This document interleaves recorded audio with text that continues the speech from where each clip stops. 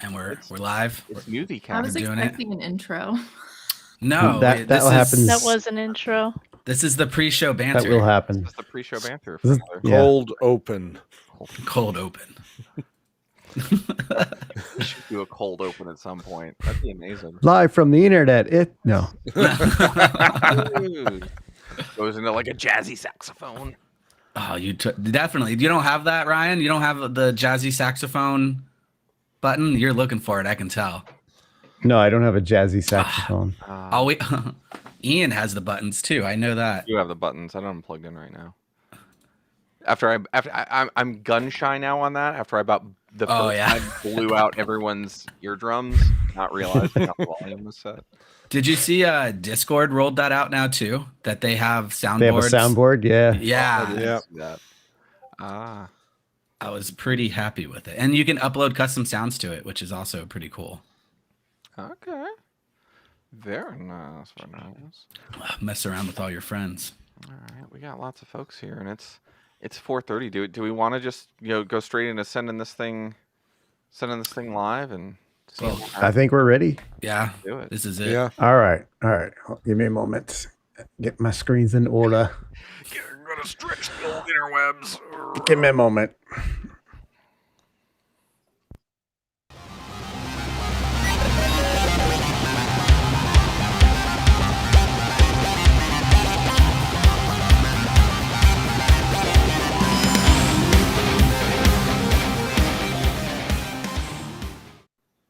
Hey everybody, it is Talkin Bout News on April 3rd, 2023. I am Ian Meyer, and we have got an amazing set of folks on to talk to you about all the news that we feel like ranting about for a little bit. And boy, howdy, is there quite a bit of it. We're going to be talking about GPT-4 now, I guess. We're going to be talking about Outlook issues. We're going to be talking about the 20-year-old who was arrested for BreachForums and how they got caught. And by the way, it was OPSEC. It was always OPSEC.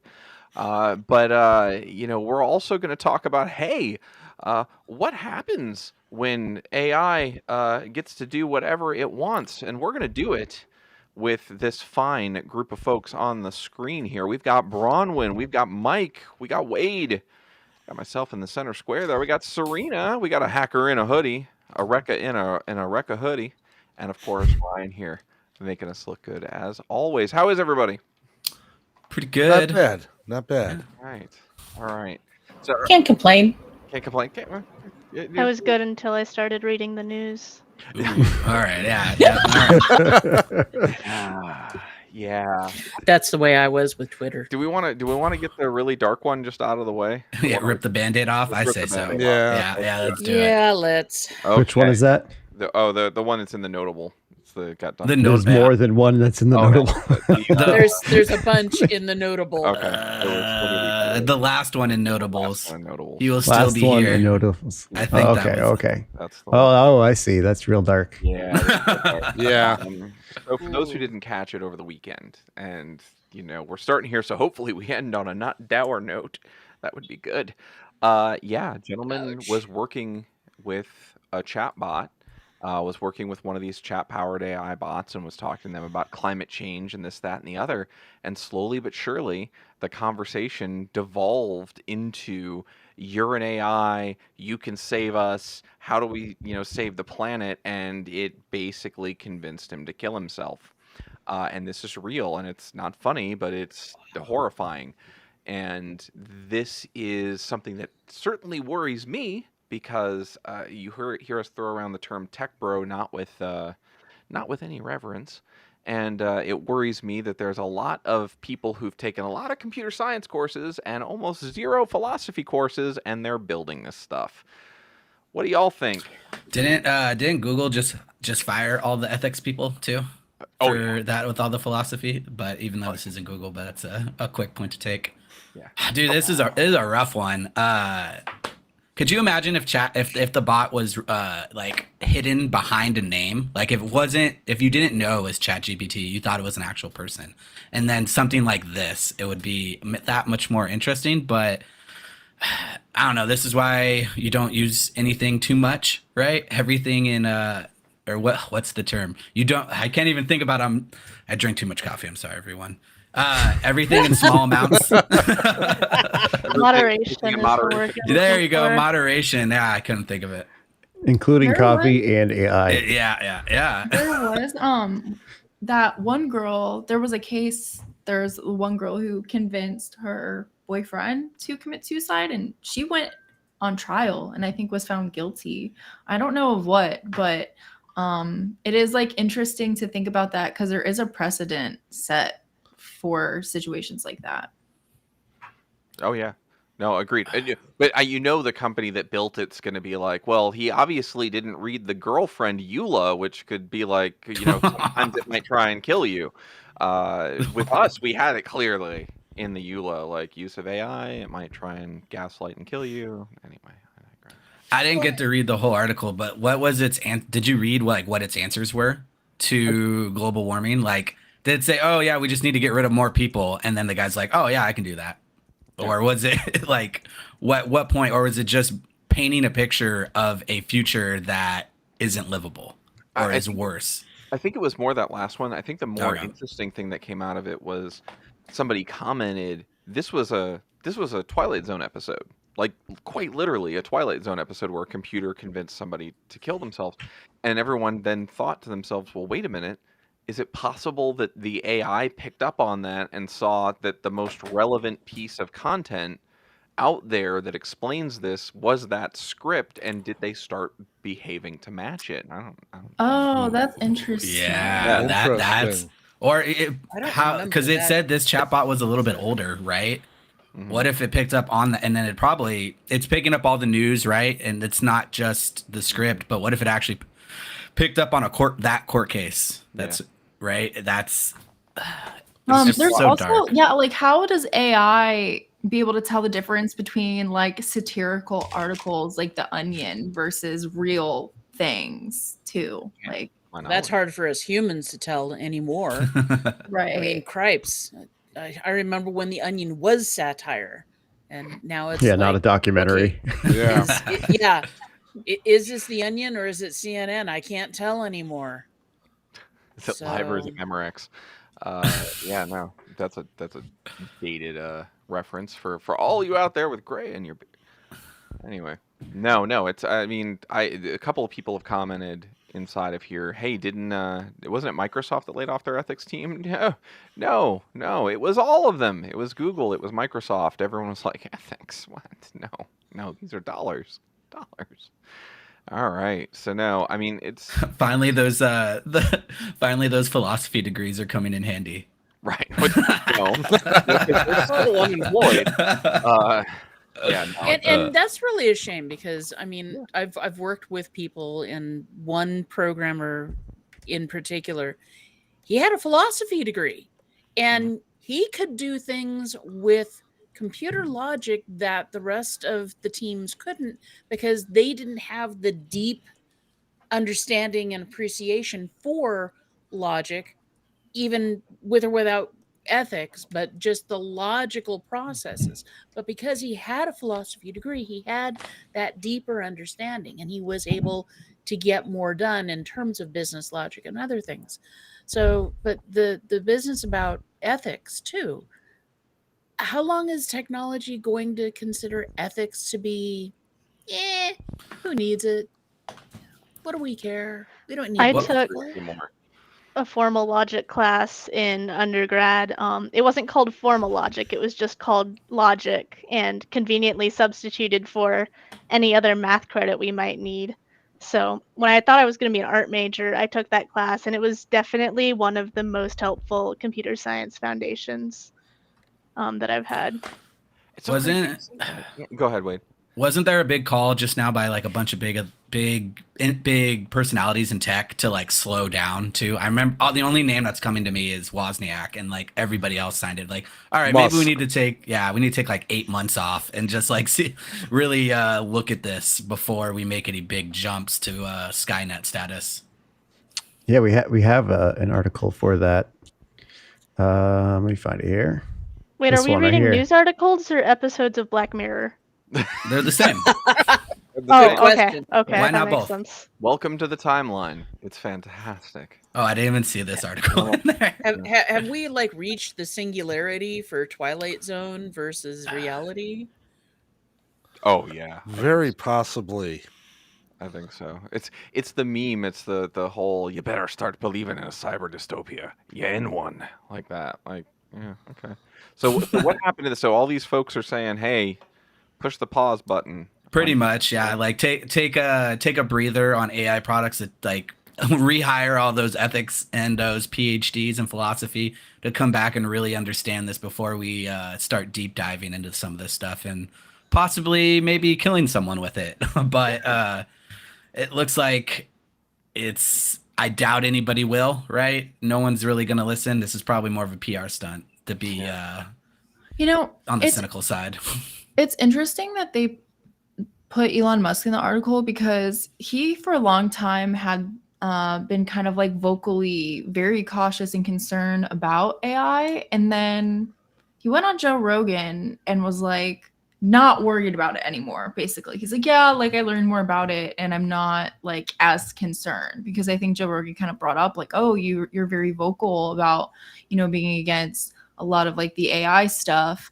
And it's again, I don't want to say he's against the AI stuff, but again, when it comes to like philosophy, ethics, I think there was concerns. But now it seems like he's like back on that list of like, hey, maybe we should be, you know, putting a pause on this. So I wonder what's like kind of happening in the back to Oh, sway if these you're gonna opinions. try and figure out what's going on in Elon's head, like good luck.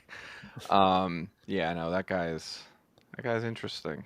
I'd imagine the big push with like ChatGPT and all of us actually seeing how well it works, right? And then I don't think we have an article about this, but the AI solution that Microsoft's coming up for security analysts, Yeah.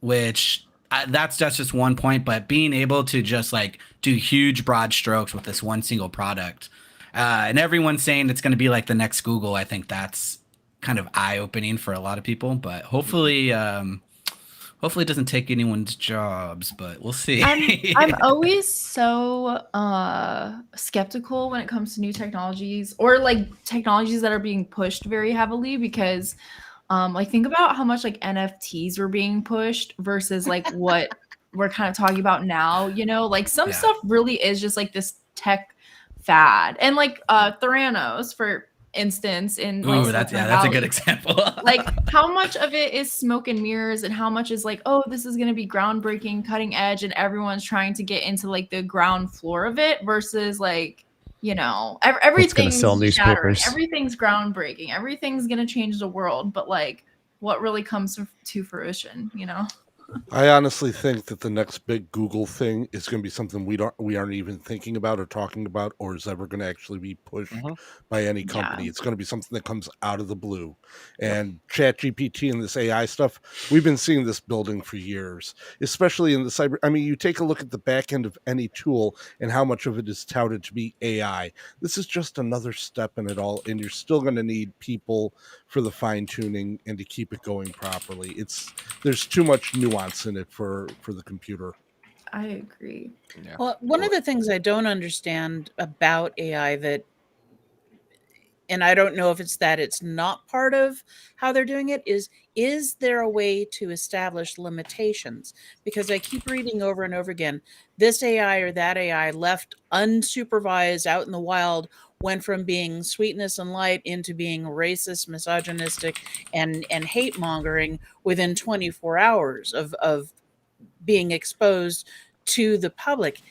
Are there ways for us to constrain the migration of how an AI evolves? Yeah, for sure. You don't let it on social media at all. you can train your own AI models specifically with your own data set. So, like, you know, an AI doesn't necessarily have to take new information in based on user input. So that is, you know, a part of it too. And like, I do think that AI will have its place in tech, but I think to the extent of what everybody's thinking it will, I think that's like very far off still. Very far off. For a blue teamer, like a lot of that security stuff, I could easily see it being like tremendous for those entry level security people. If you can just copy paste, you can copy paste all sorts of stuff straight into it, and it gives you line by line on what it's doing, and then suggestions on how to fix it. I think it's going to be pretty good for the blue team, as well as writing scripts and stuff. I've used it too much, to tell you the truth, where it's almost a crutch now. I think that crutch is the biggest problem. Yeah. Especially for intro people just breaking into it all, because one of the things that I've heard plenty of people say, and I agree with, is understanding the fundamentals behind it all. And it seems that the AI sort of skirts that. Maybe Congress can come up with some bill about it or something. I mean, they've been talking about cybersecurity a lot lately, haven't they? Wow.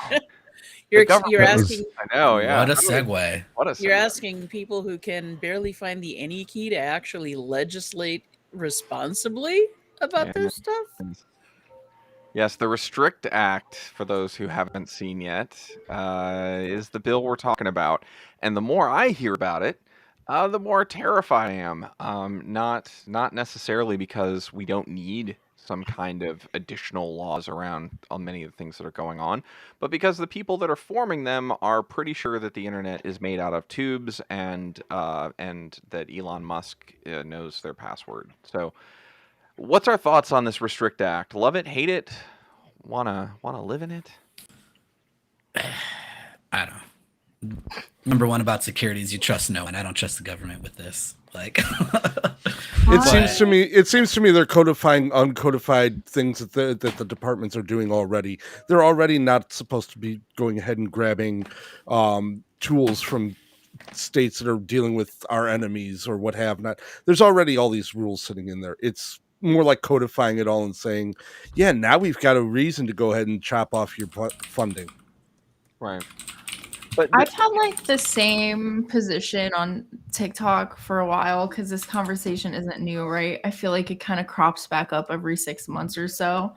But my thing with it is, from a user perspective, you have to convince people that China having their data is somehow more scary than the US government having their data.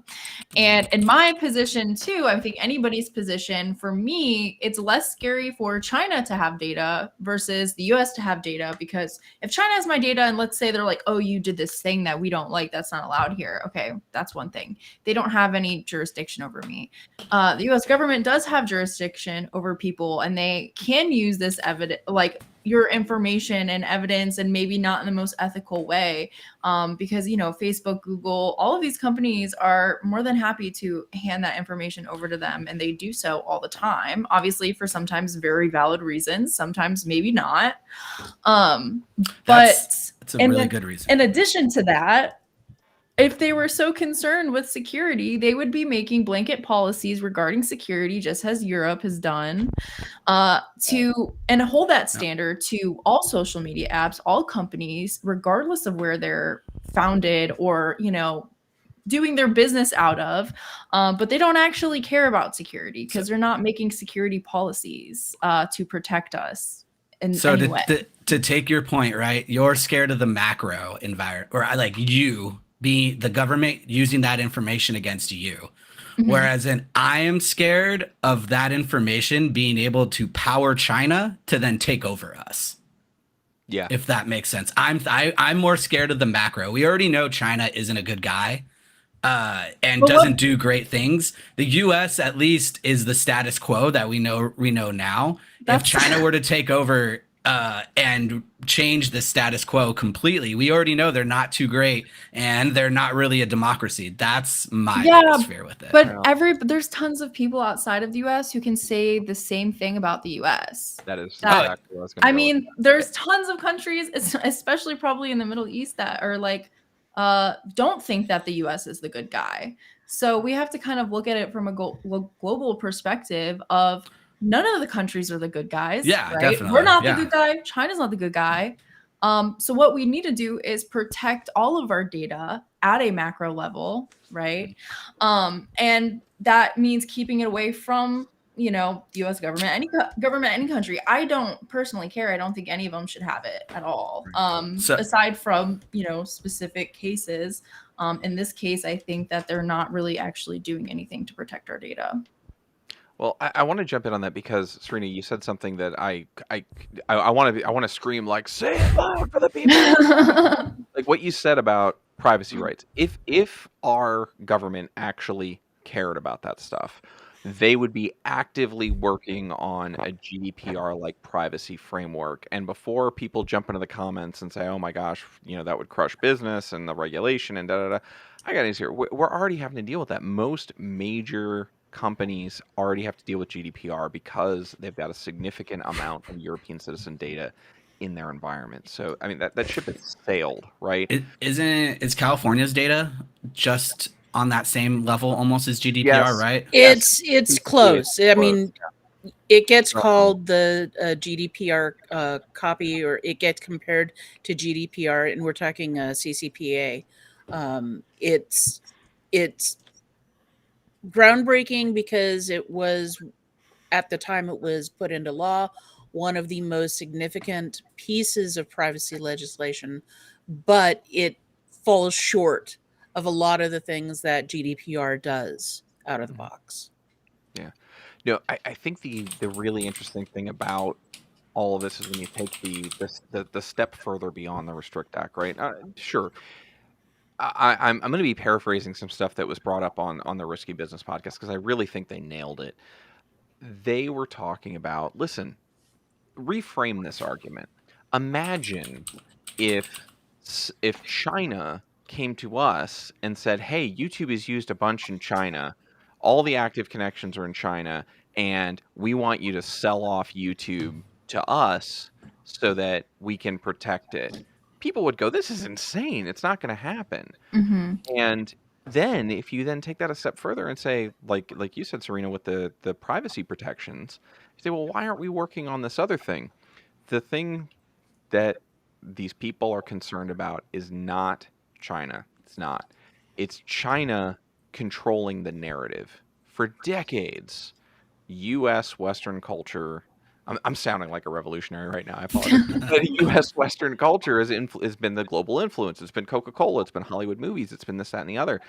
And the idea of the cultural focal point being a communist-owned system scares the bejesus out of a lot of these lawmakers. If they fix the other thing, it happens, but you go to Facebook and say, well, now you got to go deal with all this stuff, and billions and trillions of dollars in social media money is gone. Yeah, they're not focusing on the right thing. Well, and Ian, oh, sorry, just Go ahead. like make another point here. If we're so concerned about China having access to this data, and we're so concerned about them being able to use it, or even them profiting off of it, who has been our go-to manufacturer for decades, right? It's going to be China. Do you think that they don't have blueprints or on these products, like how to make an iPhone? Who is manufacturing iPhones? China. But nobody blinked an eye at that too, so it's like, well, because that returns stakeholder value, Serena. Wait. To go back to your China argument, right? Like, if China were to tell us that we have to have our data in China, don't they already do that? Like, what's one big American tech company that is actively used in China where you're supposed to house the data in China due to their data regulation TikTok data laws? is not housed in China. Yes, but what I'm saying is, to Ian's point, is that if they were to do this to YouTube or to us, vice versa, there's some gnarly American app that's going through China. China says you have to sell it to China. Right. It's somewhere. They do that all the is time. there ever China's already locked down to the point where that won't happen. China is China. Like, our tech can break through a little bit every now and then, but think about Google. When Google came over there, they had to set up the wall, right? AWS has very specific regulations with that. I think China's already doing that. No, I agree with you, but that's not technically the argument I was making. Yeah. The argument I was making was not around where the data resides. Well, it was around ownership of the company. So that's what's really being discussed. Is there a big ownership of a company? Like, almost every large tech company ownership, just like I guess like the US I would say China makes it so China wins every time. All of their big tech organizations are homebred, and they're just like the US. Is yeah. there any But any then good you're- example of tech that has from us that has broken into China? iPhones. I mean, I think Not, this is I'm not, that's hardware. I'm saying like software, like TikTok, like an app, like Uh, Google, why like does The it matter? internet in general? because Come I on. don't the internet in Isn't general, that- yes, but there's a firewall wrapped around China, right? There is They now. limit the information heavily There is now. because they're not free, right? Like I we could guess go into a philosophical part, but China isn't worried about that because they control the narrative completely within their country. There's a really good interview with Bill Gates about talking about how to stop fake news and everything like that. And his prime example is like, you know who stops fake news really well? China. But just because China completely owns their narrative. And if anyone speaks out, they hammer them instantly because they have access completely to that narrative. I guess I don't understand how that relates back to Ian's point, though. So I'm trying to say, so the argument was if we had an app that was in China, right? And China said, you have to sell it. Pretty much imagine the reverse of TikTok, Yeah. right? I'm saying that's not going to happen because China wouldn't allow it already. That argument that I'm trying to like, I'm playing devil's advocate here, but that argument, like it would never happen because China doesn't allow that to happen already. So let me kind of put a button on that. There is an example. It popped into my Okay. head, but the reason you don't see it is because China uses a different strategy. So the Segway scooters, Dean Kamen and his entire company, a company in China basically stole the IP, started making Segways and other motorized balance vehicles, and they flooded the market so much with it that they actually bought Segway. They bought the entire company and the brand and the IP and then rebranded all their stuff Segway. So they don't actually generally have to go through and say, we're going to go through and legally require you to do this. They're going to go through, steal the IP, remanufacture it, become bigger than the original whole, and then consume it.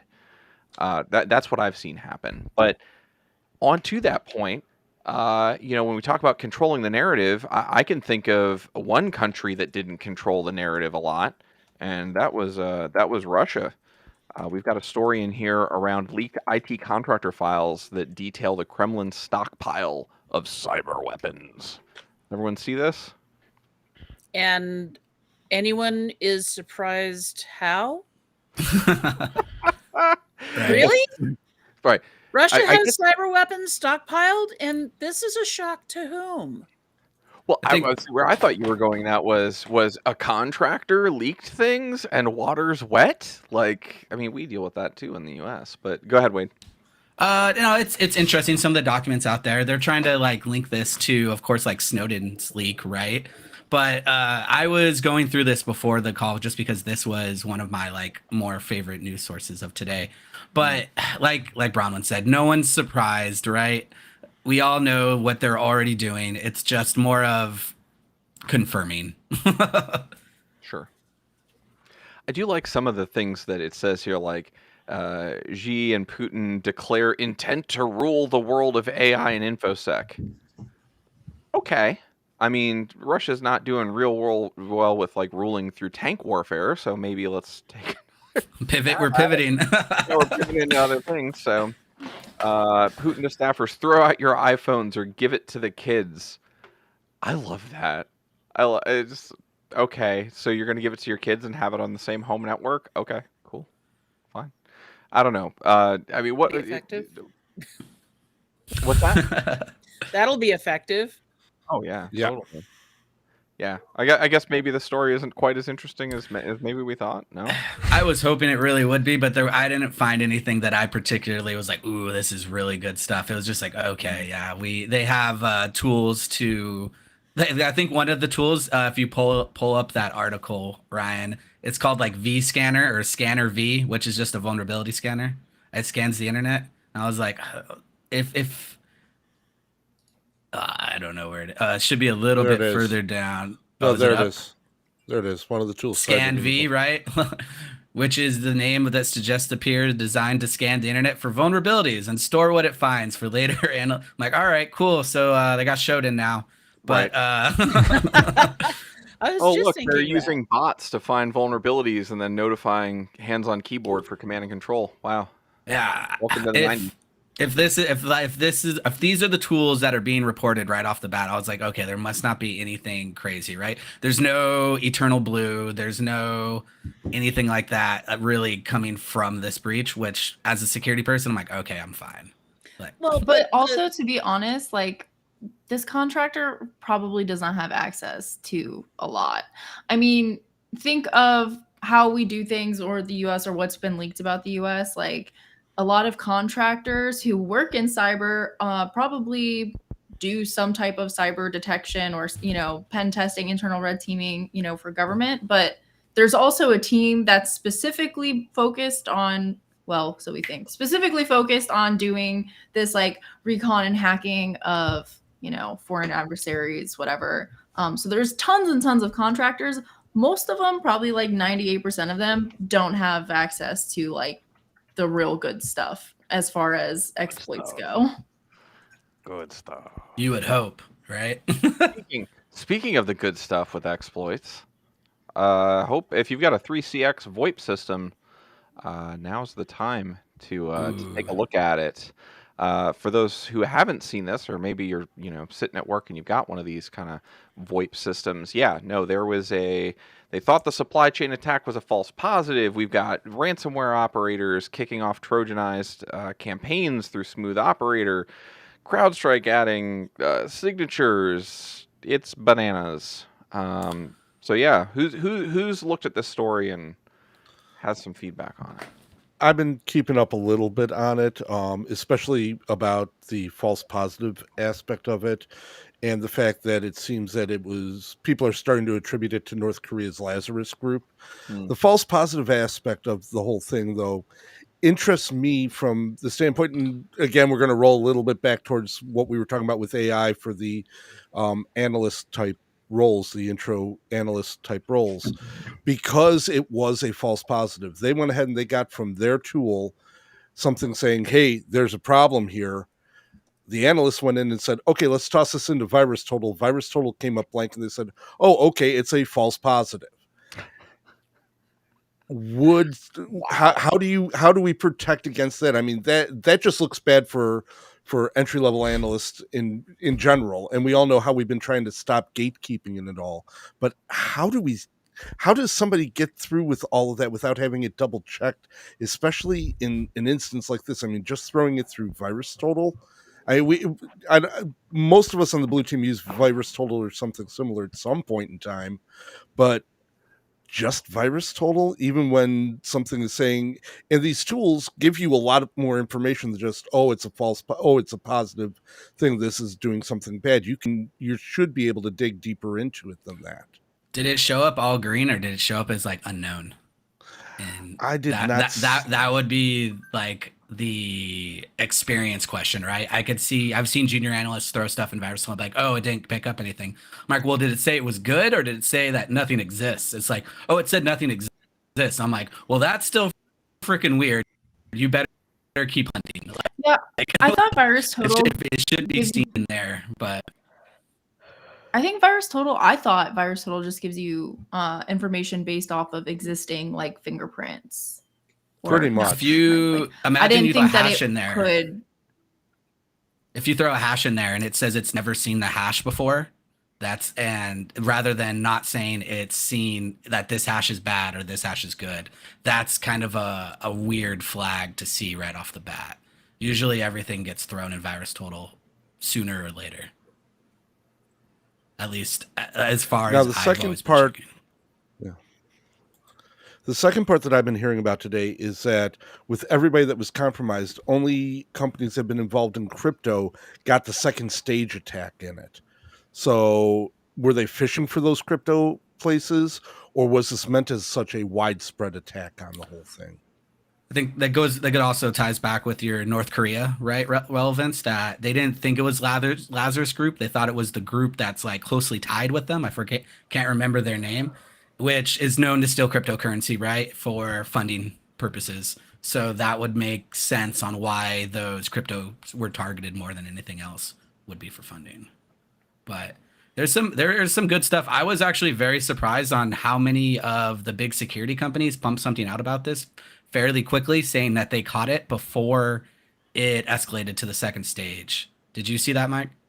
No, I didn't. I wasn't able to watch it quite full time on the whole thing. I was at a conference last week when this was blowing up my phone, so I didn't quite get a chance to dig into it real time. CypherCon, yeah, CypherCon right here.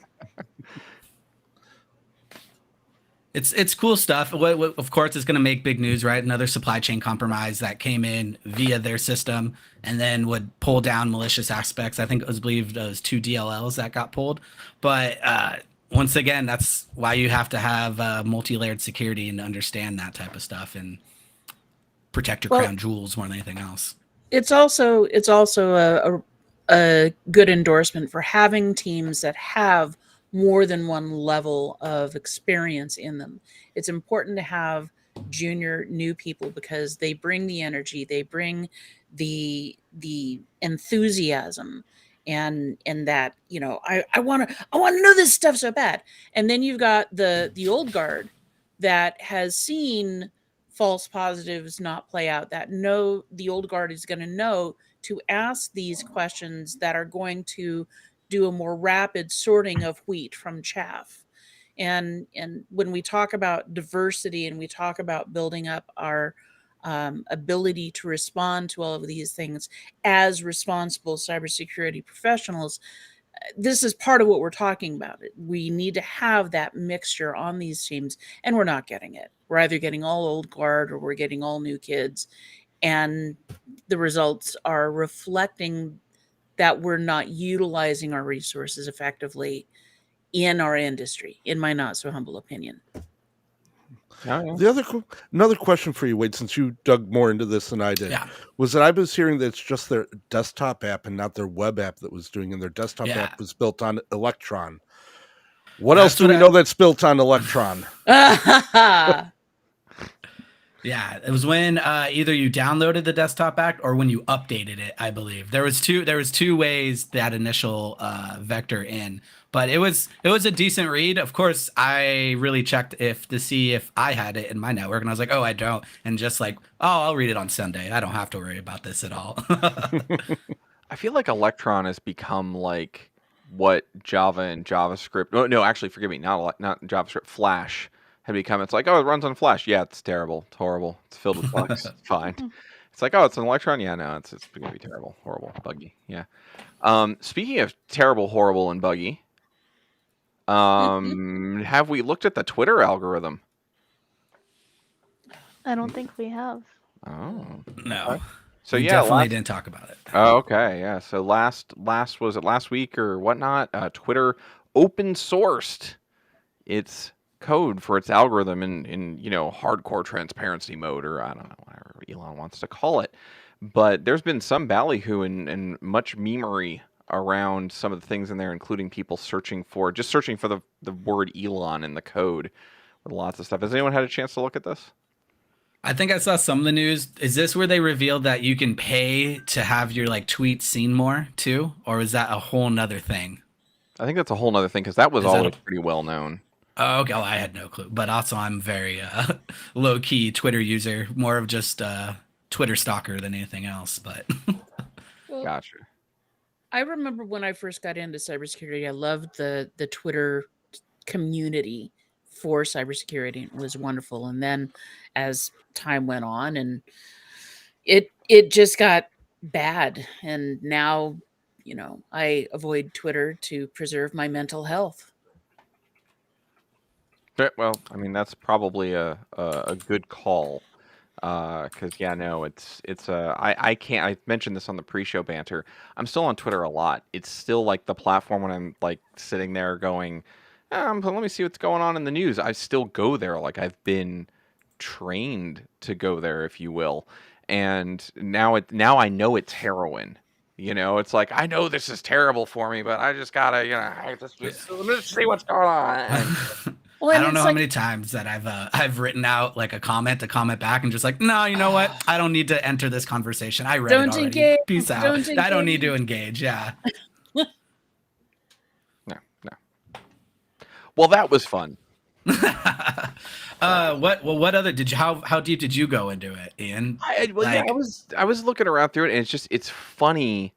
There's like an epoch moment where Elon takes over, and like all the comments are like, Elon wanted this, Elon requested this. There's one like line where it's like, this is code Elon wrote in the comments. It's like, why what is it's this like billionaire baby got a toy, and everyone's like, oh yeah, he's gonna do. Now he doesn't know what he's talking about. Now it's fine. And like and then also some of the weightings are hysterical. Like some of the variables that they look for and things to try and balance stuff is so ham-fisted, it's ridiculous. Like, if Democrats, if Republicans, if whatever, I'm like, wow. Okay. is that really working? Is that the best, most nuanced filter you can come up with? Because, come on. This gets me thinking about like what Facebook's algorithm would look like in the background as well, right? Like I wonder how different it is, because I always felt Facebook was like huge on creating just turmoil, I guess is the best word I can think of, or at least trying to drum people up. Do you think Twitter is the same way? Because honestly, my Twitter feed, all it is like high people who produce threat intelligence at a very high amount, or at least if someone starts going off on random tangents about personal stuff, I just unfollow them, and I'm like, I don't need that type of stuff. Just go straight to the people doing cybersecurity. So I have no clue. Yeah, I got a little too deep into the Twitters. I got hooked. And now it's hard to quit. I need like a Twitter down or something. Anyway, no. What do people like in here? You What do we produce wanna good talk stuff. about? I've is there a seen it. Twitter's I've got a couple more, Anonymous? but I keep segueing. Yeah, Well, what Weren't about we that? going to talk about some OPSEC? we should Oh talk yeah, about the that. OPSEC one. No. That one Which is OPSEC story do you want to talk about? There in the hoodie. what happens. Governments have All your of the data. OPSEC stories. The BreachForums one. Oh yeah, Yes. Yeah. Very good. Yeah. So the person who had BreachForums, they got themselves a real bad case of handcuffs on the wrists. And it was all OPSEC. Who wants to talk about that story? I'll grab it. Cool. So what do we know about the OPSEC? So pretty much, right?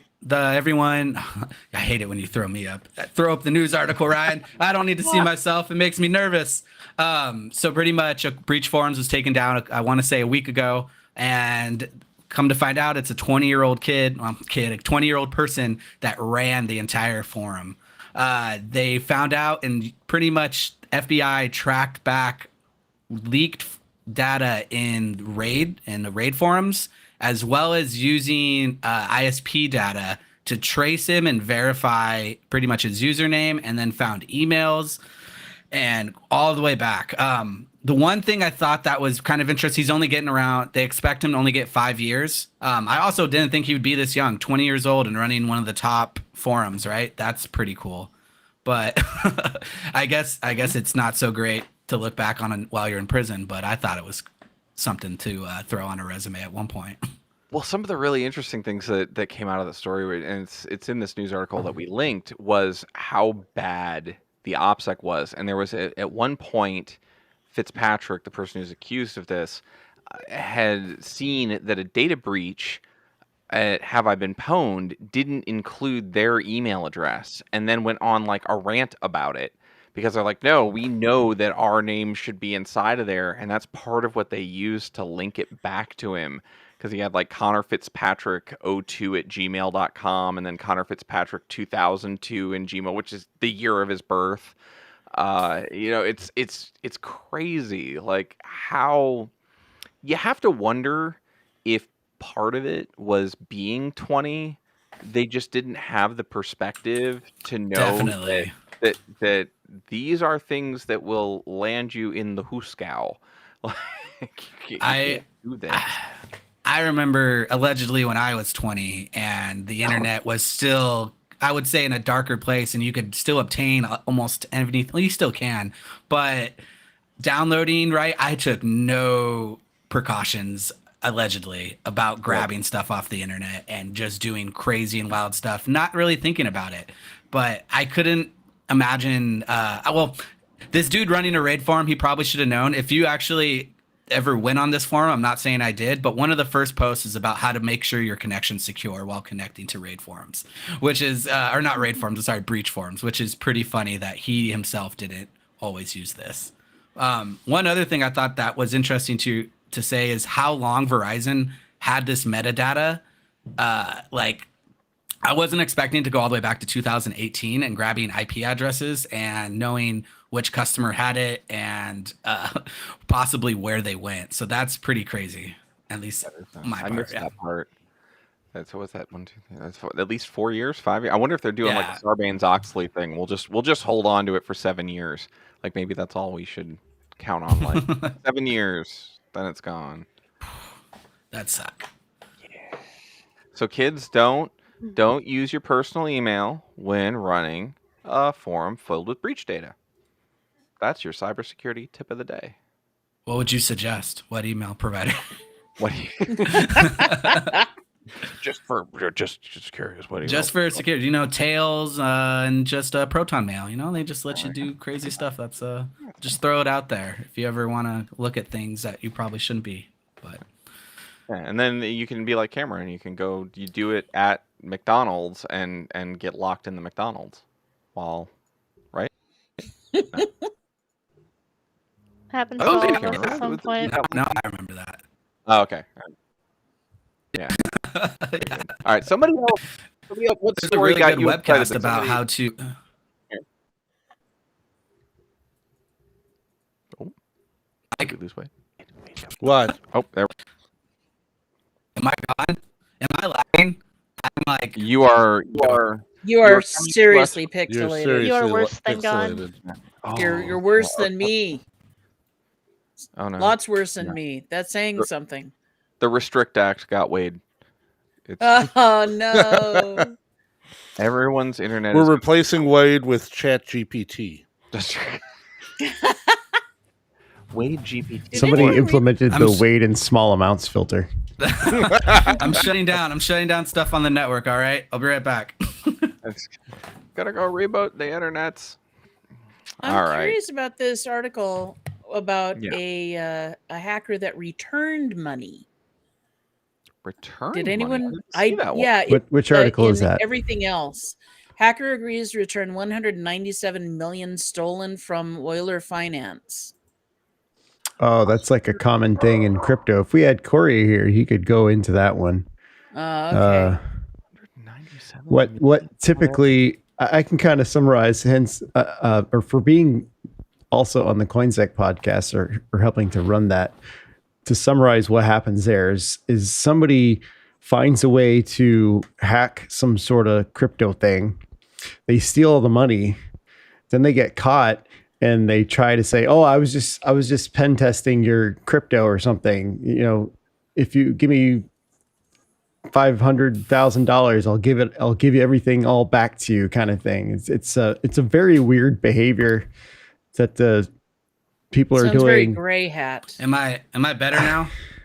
You're back. Yes. Okay. You're All right. back. So from what I understood, it's they hack them, take all their money, and then what the cryptocurrency, whoever the owners do, is they go, "Hey, all right, just give us back the money. You can have this huge bounty, and then it's Yes, legal, and yeah. we won't go after you," right? So a little bit of the same thing, and that's exactly what I would imagine happened here.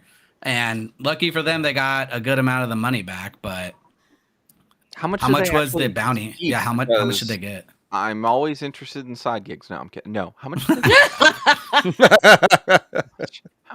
How much is it to buy half of Costa Rica? No, There's a $1 million reward for any information leading to the arrest of the hacker, but that's not what they actually paid the guy. but what did they claw back? Was hacked for 197 million. 90% of the funds were returned. Were not returned within 24 hours. No, return their customer. Oh, so they didn't give him back the money? Let's take a look here. Oh, they issued an ultimatum that if 90% of the funds were not returned within 24 hours, Euler Finance would launch a $1 million reward for information leading to their arrest and returns of all funds. I wonder if the way we're supposed to interpret this is that 19.7, that was a $19.7 million payout. Was it? Is that? Am I reading that right? That if it was 197 There's a million, on-chain message where the hacker has no intention of keeping the stolen funds. interesting. Well, I mean, I write anything, you know. So yeah, the No two people that would You're gonna the two people that could answer this are not here today. Oh, well, Yeah, I what was love about curious. I have no intention of keeping the funds. It's almost like when you like get a temperature check on a question, like you're I don't know. I want to the example I want to give is not appropriate. But you're asking Not safe for question. work. Right? Yeah, exactly. You're asking specific. No, I'm just playing. Unless you want to talk about it, then we could talk about it.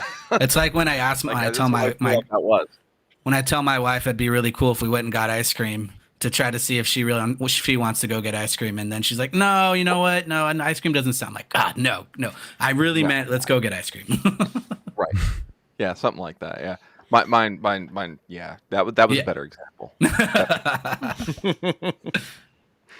Oh my gosh! No, I mean, Do we want to talk about this fake KFC franchise? Yes. I'll let you Let's talk about it about since I keep lagging out. You would think that I have read it. Now's the time. It's straight to the point. I'll give you that. It's like straight.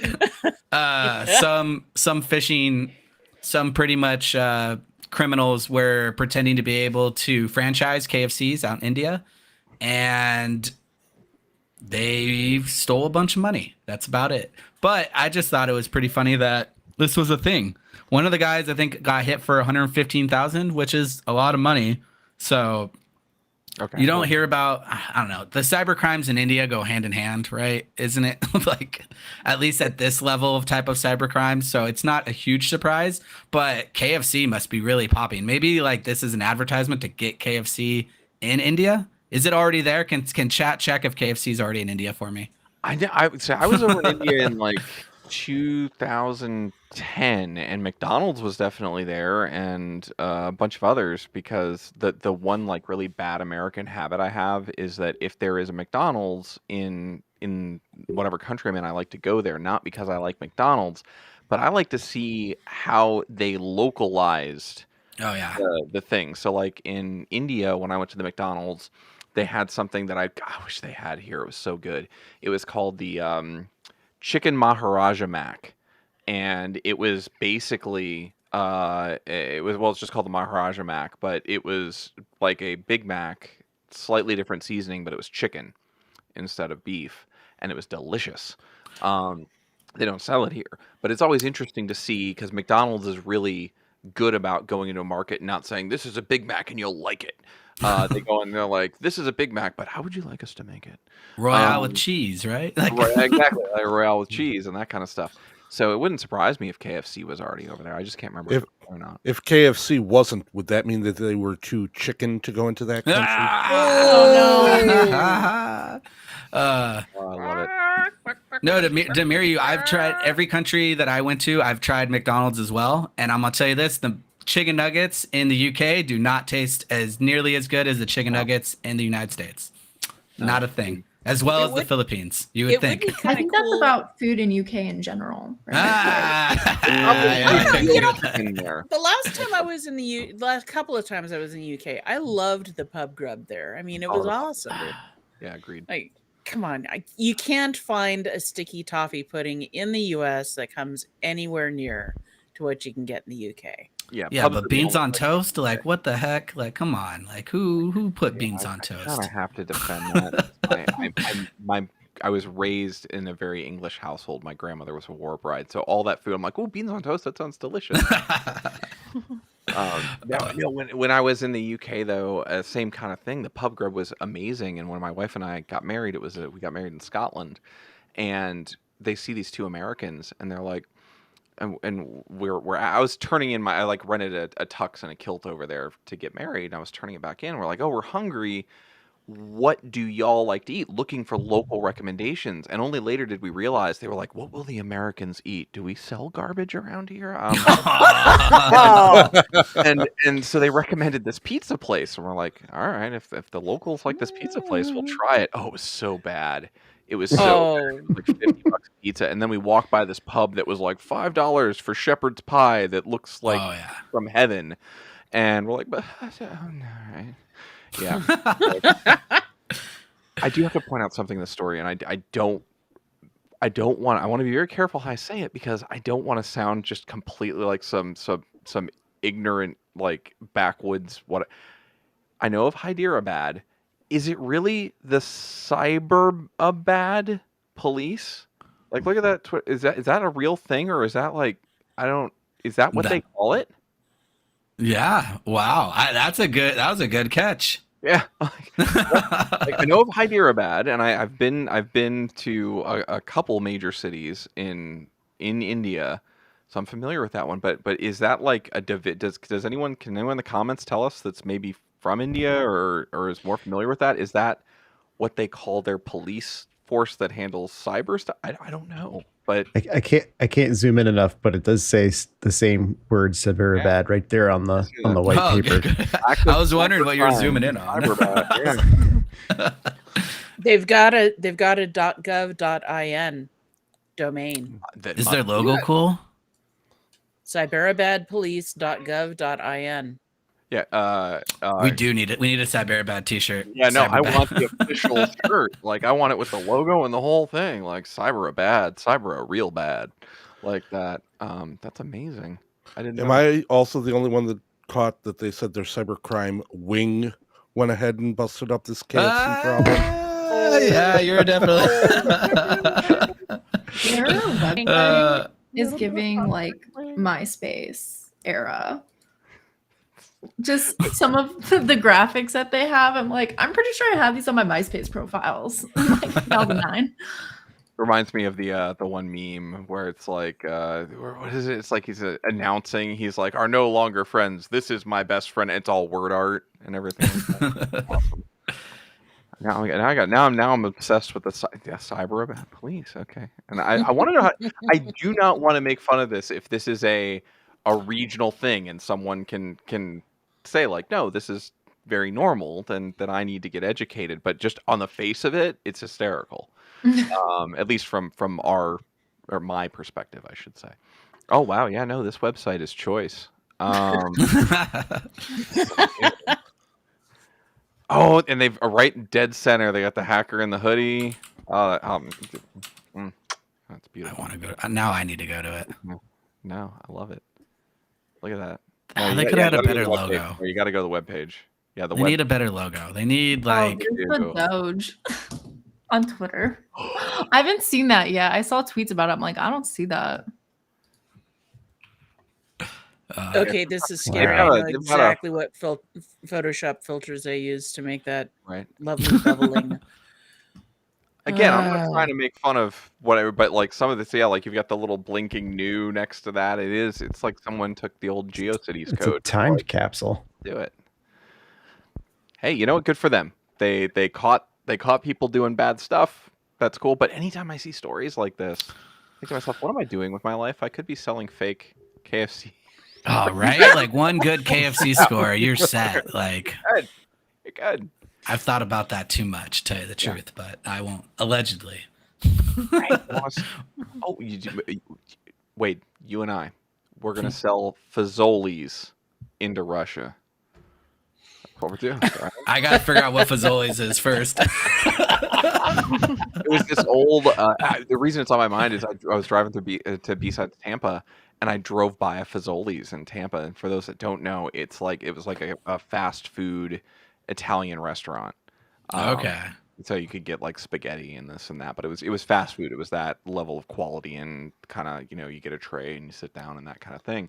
But I drove by, I'm like, and I rented a van, and I'm like, did I rent a time machine? So like a mashup of McDonald's and Olive Garden. Is that what Fazoli's was? Yeah, that's actually a really good kind of it's Olive Garden style food, but in plastic trays and whatnot.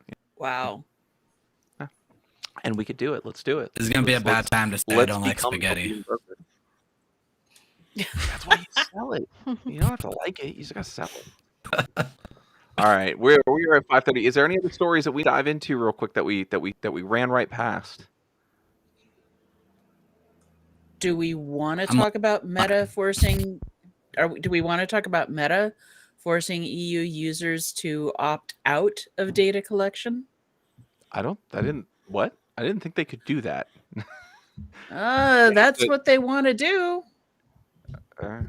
Okay, so say more. What's going on?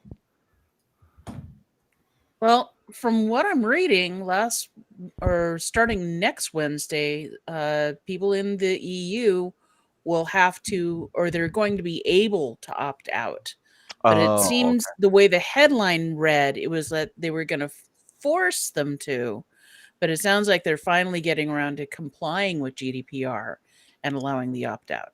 And that's one of the things, CCPA and GDPR, one of the biggest things about those two sets of legislation that impressed me the most and that I think is so important is, one, the ability to opt out, but also, two, the ability to say, I want you to forget about me.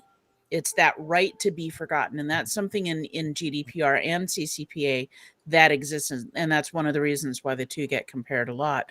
So if Facebook is finally allowing, if Meta is finally allowing EU citizens to opt out of this highly personalized ad business, that's a big step, because they've been dragging their feet on compliance forever, ever since GDPR was passed. That's true. Yeah, no, that is interesting. I do wonder though, like, I guess the thing that concerns me most about that is Facebook and some of these companies so big that they're just like, yeah, we can waste $100 million figuring out how hard they want to fight this? I think the answer is yes. Well, the flip side of it too, though, is that they're allowing people to apply to opt out. So again, the onus is on the end user to protect themselves, and so they're opted in by default. And how many users ever go into the settings anyway? No.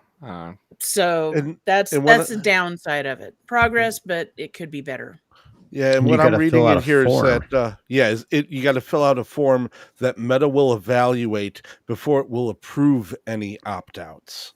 So it's not even that you can opt out. You have to go ahead and put in an objection form saying, I don't want my data collected. And then Meta will take a look at it and say, well, yeah, we don't want to, we're not approving this one, and go on to the next. I want to put into the form, like, I approve collection as long as Mark Zuckerberg has to read all of my posts. Like, if I had a guarantee that he had to read all of my posts, you'd have everything you want. Wow. So basically they're pretending that they're complying when actually they're just going about business as usual. Nice. So I think this is a great answer here. So I don't know how you say your handle there. CSEC, CEISC in the comments there. 4% or 20 million euro if it's got sensitive data. Otherwise, 2%, 10 million euro. If those are those the maximums or the minimums? Because if those are maximums, that's just cost of doing business for Facebook. It's no wonder they're just pushing buttons to see what works. I said we weren't going to end on a dour note. Does someone got a skateboarding dog or something that we can look at? No? My dog's napping. I'm not going to wake him up. He's comfy. He's old. Yeah, it'd be 20 million or 4% of a firm's annual revenue, whichever is higher. So in Facebook's case, it would be the 4% as opposed to the 20 million euro. Well, they've got that scaled somehow. So it's like, no, that came out of this division of this subsidiary of whatever that's an Irish tax holding company, and they only make about $1.72. So, all right, someone say something positive so we can end this. Something positive. All right. Something positive. All right. So we've said Go something. forth and do good things. Go forth and do good things, folks. There we And go. if you don't go forth and do good things, or if you're one of those folks that ends up in the news story, we might talk about it here, but that's only if ChatGPT doesn't take us over first and decide to do the news for us. Maybe. And if you're worried about ChatGPT taking things over, find something warm and fuzzy and give it a hug, and you'll feel much better. Excellent, Ryan. Take us out before we depress ourselves. Okay. Again. Okay.